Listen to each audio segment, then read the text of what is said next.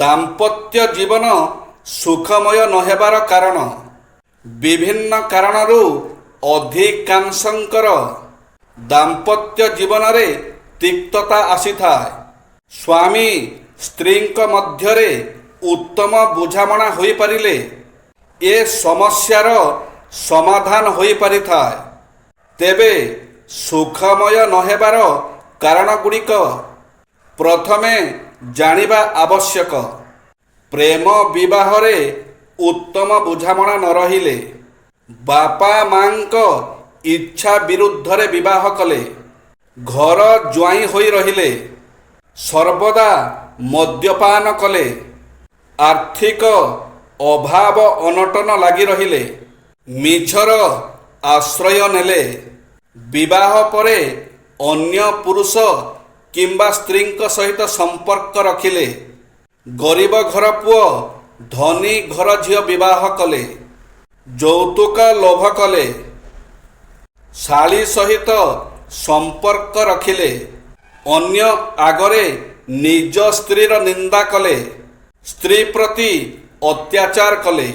ନିଦ୍ରା ସମ୍ପର୍କୀୟ ସାବଧାନତା। ନିଦ୍ରା ହେଉଛି ମଣିଷର ପ୍ରକୃତ ବିଶ୍ରାମ। ଏ ସମ୍ପର୍କରେ ସମସ୍ତେ ଜାଣିବା ଏକାନ୍ତ ଆବଶ୍ୟକ। ନିଦ୍ରା ମଣିଷକୁ ଶାନ୍ତି ସତେଜତା ଆଣିଦିଏ। ଶରୀରରେ ଶକ୍ତି ଭରିଥାଏ। ଶୋଇ ଉଠିବା ପରେ ମଣିଷ ଅଧିକ ଉତ୍ସାହର ସହିତ କାମ କରେ। ନିଦ୍ରା ଠିକ୍ ନହେଲେ ଚିଡ଼ିଚିଡ଼ା ସ୍ୱଭାବ ଆସେ।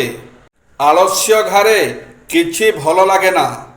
କେତେକଙ୍କୁ ଠିକ୍ ଭାବରେ ନିଦ ହୁଏ ନାହିଁ।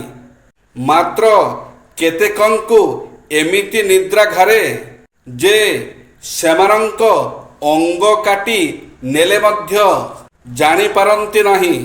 କେତେକ ଯୋଉଠି ପାରି ସେଇଠି ଶୋଇଯାଆନ୍ତି। ବସ୍ରେ ଟ୍ରେନରେ ବସୁ ବସୁ ଶୋଇଯାଆନ୍ତି।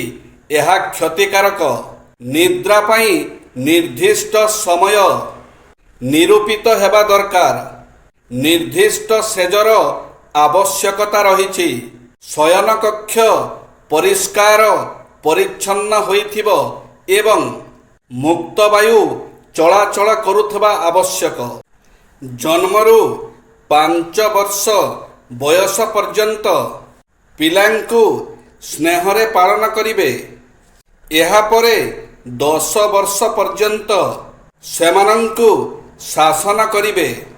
ତାହାର 16 ବର୍ଷ ବୟସରୁ ତାହା ସହିତ ମିତ୍ର ପରି ବ୍ୟବହାର କରିବେ। ଜୟ ଶ୍ରୀ ଜଗନ୍ନାଥ।